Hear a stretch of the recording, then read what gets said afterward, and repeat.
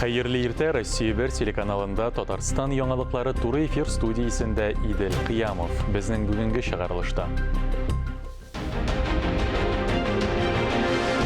Аграрийлар еллык эшкә йомгак ясады. Казанда Тат Агроэкспо зур күргәзмәсе ачылды. Авыл хуҗалыгы министрлыгының коллегия утырышы узды. Татар сәүдәгәрләре һәм иганәчеләрнең изге эшләре Казан кооператив институтында хезмәттәшлек турында сөйләштеләр. Туристларга тагын бер кызыклы маршрут Саба районының Сатыш мәдрәсә музее заманчалаштырылды.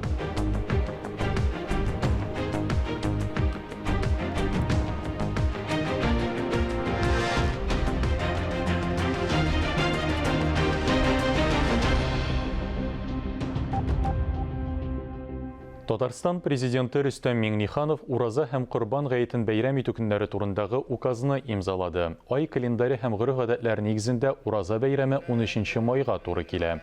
Корбан бәйрәме 20 июльдә билгеләп үтеләчәк. Моңа кадәр Татарстан дини нәзарәте Ураза һәм Корбан гаете көннәрен билгеләде. Рамазан ае 13 апрельдә башлана, 30 көн дәвам итәчәк. Тат Агроэкспо күргәзмәсе кысаларында Татарстан Республикасы Авыл хуҗалыгы һәм азык-төлек министрлыгы коллегиясенең киңәйтелгән утырышы узды. Көн тәртибе буенча Татарстан президенты Рөстәм Миңнеханов районнарның авыл хуҗалыгы һәм азык-төлек идарәләренә яңа автомобильләр тапшырды. Аннан Татарстан Республикасы премьер-министры урынбасары, авыл хуҗалыгы һәм азык-төлек министры Марат Җәббәров Тат Агроэкспо күргәзмәсен ачты. Республика агросәнәгать комплексы эшенә еллык нәтиҗәләр һәм агымдагы елга куелган бурычлар белән Мөршидә Җиһан таныштырыр. Үзе ура, үзе суга, үзе тыяп җибәрә торган һәм башка бик күп төрле авыл хуҗалыгы тармагы техникасы белән шыплап тулган Тат Агроэкспо күргәзмәсе быел масштабы белән шаккаттырды. Араларында 475 ат көчендә булып та җиргә мөмкин кадәр зарар бирми торган яңа тракторлар да бар. Нурлат һәм Аксубай районнарының төп инвесторы Рәис Сөләйманов быелгы уңышның сәбәбен техник берәмлекне арттырудан күрә. Шулай ук югары уңыш алу өчен минераль ашламалар кертүне дә 130 килограммга җиткерергә җыйналар. Без инде үзебезнең эшебезне кырчылык буенча да, тирчелек буенча да алып барабыз. Кырчылык инде ул безнең өчен ничек әйтергә, җиңелрәк шикеллерәк күренә. Бәлки анда да әле эшләребез, яңалыклар ниләребез кертә торганнарыбыз күп, эшләр алып барга. Тирчелек буенча инде анда да эшләрне алып барабыз. 2 еллык программа төзедек үзебез өчен. Мал санын арттыру буенча, сөт җитештерү савым сыерны арттыру буенча анда эшләрне алып барабыз. Соңгы 12 елда Татарстанда рекордлы уңыш җыеп алынган икән, анда республика күләмендә беренче булып уракка төшкән Буа районының да өлеше зур. Минсельхозның коллегиясына бездә делегация белән килдек. Бик матур итеп оештырганнар. Кәефләребез әйбәт, чөнки үткән елны бик күп урожай алдык. Республикада беренче без урын по Воловке 235 мең җыеп алдык. Быелга да инде темпларны киметмәбез дип өметләнәбез. Шулай әйбәт иттереп, матур иттереп эшләп алырбыз дип. Узган еллардагы коллегия утырышында Татарстан президенты Рөстәм Миңнеханов Аграр университетны Россия күләмендә авыл хуҗалыгы юнәлешендә эшләүче югары уку йортлары арасында рейтингы бик түбән дип тәнкыйтьләгән иде. Быел алар 12нче урынга күтәрелде. Тат Агроэкспо күргәзмәсе кысаларында студентларны практикага алырга әзер компанияләр белән килешүләргә кул куелды. 90% булган студентларга тотылган чыгымнарны хөкүмәт безнең компанияларга кире субсидия рәвешендә кире кайтарып бирә, компенсация бирә дип әйтәбез инде. Бу әлбәттә инде бик яхшы эш булып торачак. Казан дәүләт аграр университеты студенты булачак агроном Данил Баянов түземсезлек белән практика башланганын көтә. Иң мөһиме студентлар өчен торак шартлары да хәл ителгән, хезмәт хакы да түләнәчәк. Укыйм 2нче курста защита растений эшендә. Бу елда производственный практика җыйнабыз Лениногорский районга. Анда агроном белән укып эшләп, шунда өйрәнәбез ярты ел ноябрьгә хәтле. Быел агростартап проектлар буенча 1 миллион 300 мең сумнан 28 миллион сумга кадәр грантларны 25 гаилә фермасы, 120дән артык фермер һәм башлаучы фермер аткан. Ә бу исә әлеге акчаларга киләчәктә сөтчелек, сарык, мөгезле эретерлекне үстерү, кошчылык, ат һәм балык үрчетү фермалары ачыла дигән сүз. Бүген алдынгылар рәтендә булган Айнур Мостафин кооперативы Сабада 2016 елда гына яша. Алар да грант хисабына киңәя. Хәзер исә сөттән ясалган товар әйләнеше елга 48 миллион сум тәшкил итә. Фермерлар белән берләшеп кооператив төзедек, ачтык. Шул ук елны грантта катнаштык. Шушы проектны якладык. Бу проект инде 12 миллион 500 меңлек ие. Шушының 8 миллион 500-ын 60%-ын хөкүмәт грант буларак бирде. Шуннан цехлар булдырдык, оборудование алып кайттык, әкрен эшли башладык. 2018 елда сыр чыгару белән кызыгып киттек, тагын бер грантта катнаштык. Быел Россия Федерациясе Авыл хуҗалыгы министрлыгының мөгезле эретерлекне асрау, үстерү һәм сату максатларында ветеринария кагыйдәләрен раслау турында буйрыгы кабул ителде. Анда терлекләрнең санитар шартлары да күрсәтелгән. Алар үтәлмәгән очракта Залесный агрофирмасындагыча карантин булырга мөмкин. Бу җәһәттән авыл хуҗалыгы фармацевтларының эшчәнлеген җәелдерү мөһим. Синаж пленкалары, төрле химик йодыру чаралары, анда безнең инде до и после тойки дибез инде савым алдыннан һәм савым артыннан куллана торган препаратлар, аннары соң инде савым залларын йодыру һәм савым аппаратларын йодыру препаратлары һәм бик күп төрле вид препаратлар. Әлеге оешма хуҗалыкка барып та хезмәт күрсәтә. Юлда йөрү өчен җайландырылган кече лаборатория ярдәмендә анализлар алып, махсус программалары нигезендә рацион төзеп бирә. Коллегия утырышы алдыннан Тат Агроэкспо күргәзмәсендә катнашучыларның эшчәнлеге белән Татарстан президенты Рөстәм Миңнеханов танышып чыкты. Кукмара районы быел һәр яктан үрнәк. Беренчесе сөт җитештерү буенча рекордлы күрсәткеч, икенчесе әнә шушындый компьютер аша киләнә торган азык эшкәртү җайланмасы уйлап тапканнар. Үзебезнең Кукмара районында урнаштырдык. Менә алга табада эшләргә урнаштырырга менә шу миксер Кукмара районына кайтачак инде. Киләчәктә инде елына 15 миксер җитештерергә дип исәплибез. Бөтен эш безнең автоматта. Президент шулай ук үз мәшгульләр җитештергән ризыкларның да сыйфатын тикшереп карап уңай бәя бирде. Коллегия утырышы Илһам Шакиров исемендәге концерт залында үткәрелде.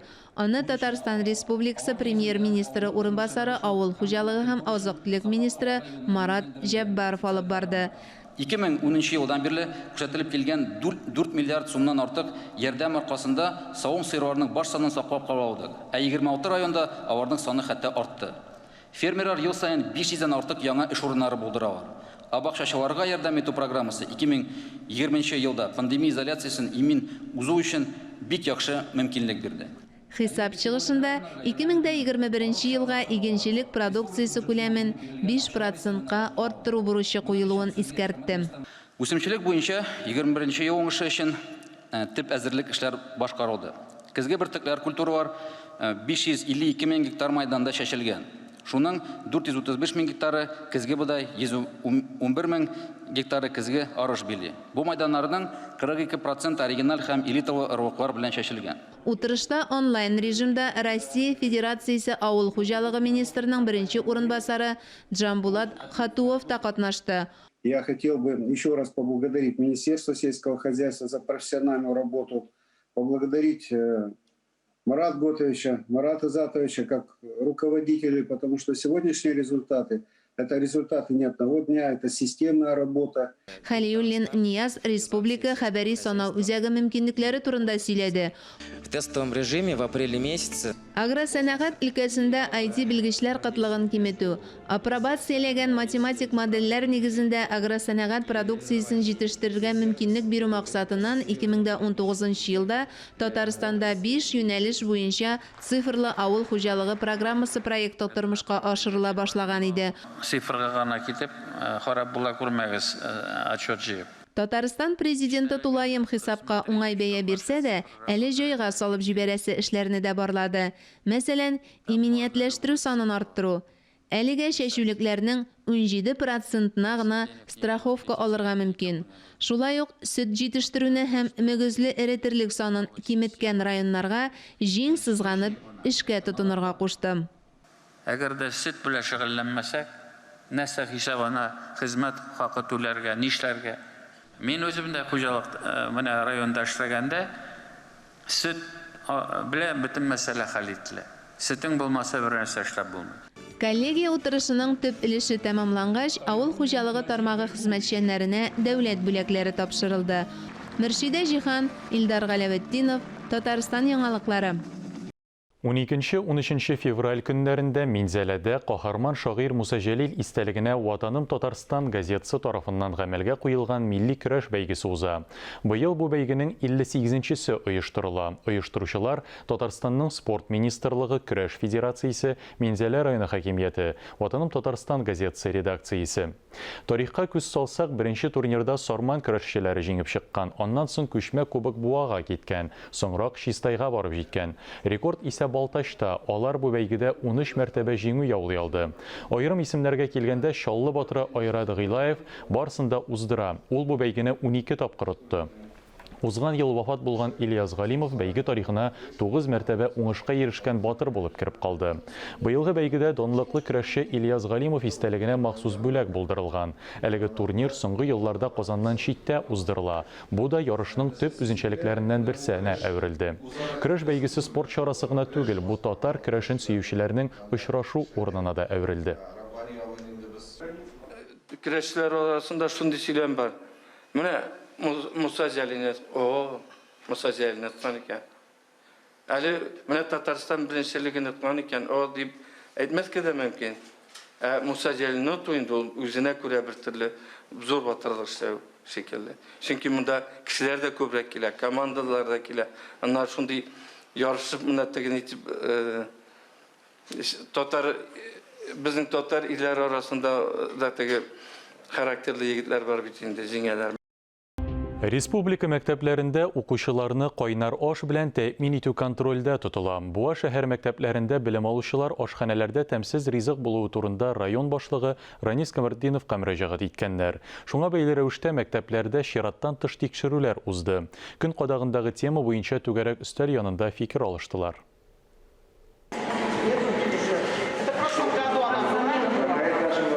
Бәрәңге буламыгы, балык кәтлите һәм кәбестә салаты. Дегустация өстәлендә өлкән сыйныф укучыларының гадәти менюсы.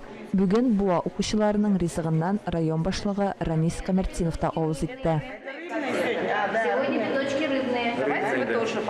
Мулланур Вахитов исемендәге гимназиядә бүгенге көндә 370-кә якын бала белем ала. Аларга нибары 2 пешекче ашарга әзерли. Күпчелек продуктлар ярым фабрикатлар, ягъни ярым әзер рәвештә килә. Соңгы елларда безнең Казаннан турдан-туры полуфабрикатларны китерәләр. Башта инде безнең департамент питания дип аталды ишмабыз, АБК Payment дип атала. Менә алар китергән ризыкларыбыз безнең инде тикшерелгән. Аларның витаминнары җитәрлек, бөтенесе тулысынча. Шуңа күрә без аларга тулы ышаныч белән үзебездә аларны тулысынча технологик карта буенча эшләп балаларыбызга тәкъдим итәбез. Балаларыбызның бик күбесе яратып ашыйлар. 2019 елдан башлап районның барлык мәктәпләрен һәм балалар бакчаларын азык-төлек продуктлары белән АБК Payment оешмасы тәэмин итә. Азык-төлек белән йөк машиналары мәктәпләргә атнага берничә тапкыр килә. Питание щадящее, конечно, детям не всегда нравится. Дөрес туклану булгач, һәр балага да ошап бетмәскә мөмкин. Төрле химия катнашмалар кушмаска тырышабыз. Дөрес туклану культурасын кече яшьтән үк өйрәтергә кирәк. Район мәктәпләрендә меню санпин таләпләре буенча төзелгән. Моннан тыш 3 көн дәвамында ашамлыкларда кабатлану булмаска тиеш. Сүз уңаеннан мәктәптә төшке аш башлангыч сыйныфларда көнгә якынча 52 сумга, өлкән сыйныфларда 42 сумга төшә. Более часто сейчас мы начнем приглашать наших родителей. Ата-аналарны мәктәп ашханәләренә ешрак чакыра башлаячакбыз. Алар балаларының ничек туклануын күрергә тиеш дип саныйм. Шулай итеп, алар белән тыгыз элемтәдә булачакбыз. Моннан тыш түгәрәк өстәл кысаларында буа мәктәпләре пешекчеләре өчен мастер-класс үткәрү турында карар кабул ителде. 2 атнадан соң районга АБК Payment-тан профессионал киләчәк. Белгечләр ашларның тәм сыйфаты нигездә әзерләүнең дөрестлегенә бәйле булырга мөмкин дип саный. Алсу Сәмигуллина, Айрат Насруллов, Татарстан яңалыклары. 2021 ел Россия Федерациясендә фән һәм технологияләр елы дип игълан ителде. Тормышыбыз алга барган саен яшәешебезгә фәнни технологияләр күбрәк үтеп керә. Моны Саба районының Сатыш мәдрәсә музее мисалында да күрергә мөмкин. Үз заманы өчен мәгърифәт үзәкләренең берсе булган Сатыш мәдрәсәсе яңарыш кичерә. 2016 елда мәдрәсә бинасы төзекләндерелгәннән соң тарих белән кызыксынучыларны кабул итә башлый. Мәдрәсә музее 2 залдан тора, икесендә дә заманча технологияләр кулланыла. Менә Сатыш мәдрәсәсенең макеты. Шәкертләр турышып сабак ала, мишкә ягылган, куыклы лампалар кабызылган. Макет янынан аерылып китәсе дә килми. Барысы да чынбарлыктагы кебек. Өстәлләрдәге планшетларга кагылу белән документлар ачыла. Интерактив тактада гарәп шрифтлар белән язарга өйрәнеп була. Монда язучы Мөхәммәд Галинең китаплары да урналган. Күренекле дәүләт эшлеклесе Рауф Сабиров та шунда белем алган. Кыскасы, экспонатлар шәхеснең йөзен тулысынча ачып бирә. Мәдрәсә музее авылның йөзек кашы, горурлыгы. Монда бик кызыксындырган экспонатлар халык өчен һәм борынгы заманнарда ничек белем алганнары турында күрсәтелгән халык өчен бик файдалы информация һәм инде күп кенә төбәкләрдән, шулай ук Россия төбәкләреннән, чит илләрдән шушы мәдрәсәгә килә башладылар. Куба Республикасыннан, шулай үзебезнең Россиядән, Дагестан Республикасыннан да килделәр. Дагестан Республикасына инде алар безнең дини республика бит инде аларны кызыксындырды безнең монда бит инде дини монда укытылган бит инде безнең муллалыкка, иман дини дәресләр алынып шулар кызыксындырды. Инде Кубадан килгәннәргә инде ул кызыксындырды. Мондагы экспонатлар шундый матур, борынгы заманда ничек безнең ислам динендә һәм Татарстаныбызда ничек шәкертләр белем алу турында аларны бик кызыксындырды. Икенче залда заманча технологияләр ярдәмендә Оренбург, Уфа, Казанда эшләп килгән мәдрәсәләр турында стендлар әзерләнгән. Саба районы картасындагы авыл исеменә төймәгә басу белән авыл, аның мәчете турында мәгълүмат чыга. Мәчетнең эчке күренеше экранда яктыртыла. Бу залдагы стена гади генә түгел. Монда тәүлекнең теләсә кайсы вакытында Мәккә шәһәренең изге урыннарыннан туры трансляция тапшырып була. 2020 елда безнең кеше саны әзрәк булды. Пандемия булганга бер 895 кеше кабул иттек. 2019 елга караганда быел 2020да әзрәк булды инде. 86 чара үтте безнең. Безнең монда 129 экспонат бар барлыгы. Без шундый клуб ачтык. Тарихчылар белән инде, теге кызыксынучылар белән. Алар белән ой сан очрашабыз без. Менә ул безнең ноябрьдән гына башланды әле, без аны ноябрьдә гына ачтык.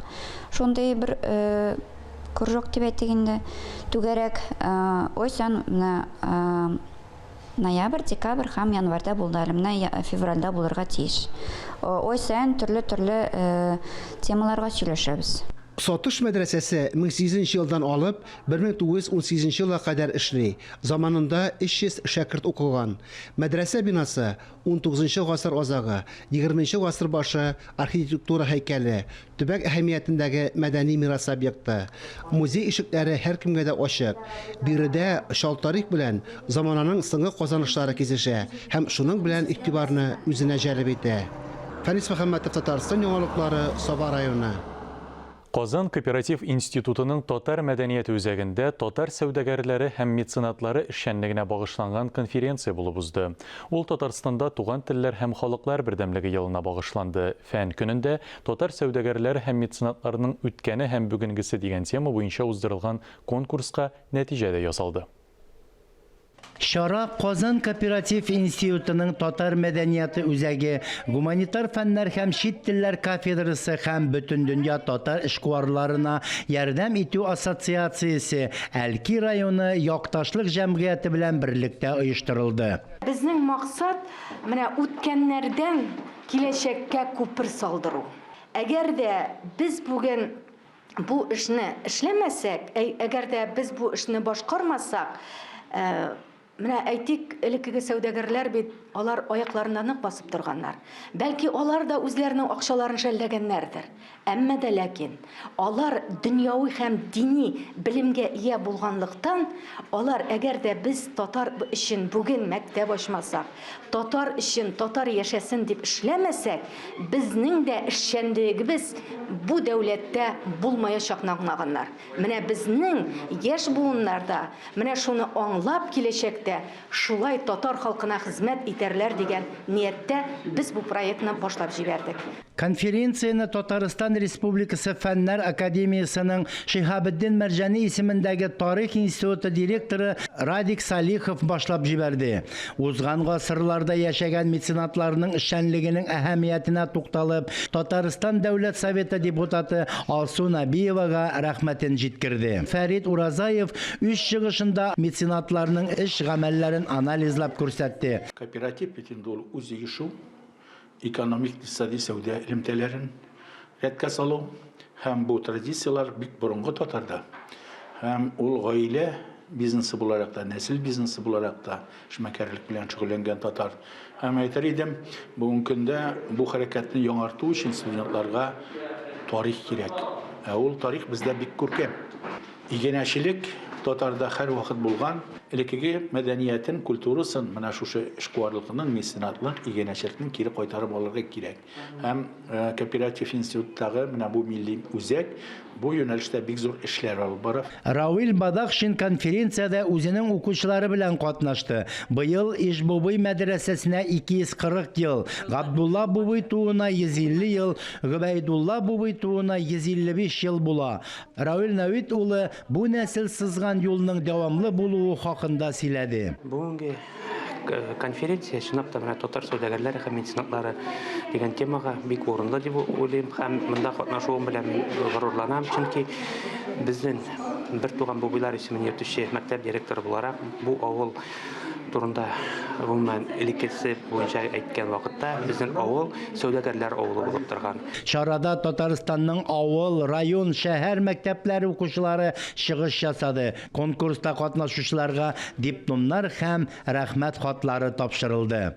Фәннур Хәсәнов, Тахир Хәсәнов, Татарстан яңалыклары. Әлеге сәгатькә шундый яңалыклар иде. Мин Идел Кыямов. Бүгенгә сезнең белән сау булашам. Исән-имин, сау-сәламәт булыгыз.